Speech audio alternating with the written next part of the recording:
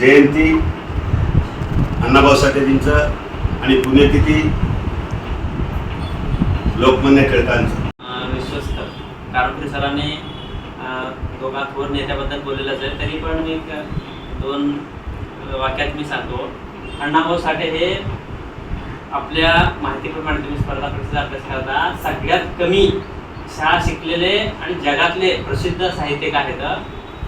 परदेशातलं एक विचारवंत असं म्हणलेलं आहे की अण्णाभाऊ साठेसारखे जर आमच्याकडे साहित्यिक असले असते तर आम्ही जगावरच झेंडा रोवलो असतो असं म्हणते. म्हणजे त्यांच्या साहित्यावर एवढा प्रभाव होता ना, आपल्या भारतीयांना ते कळालं नाही, परंतु परदेशातील लोकांनी ते लगेच ओळखले. त्यामुळं त्यांच्याबद्दल त्यांनी हा म्हणजे उद्गार काढलेला आहे.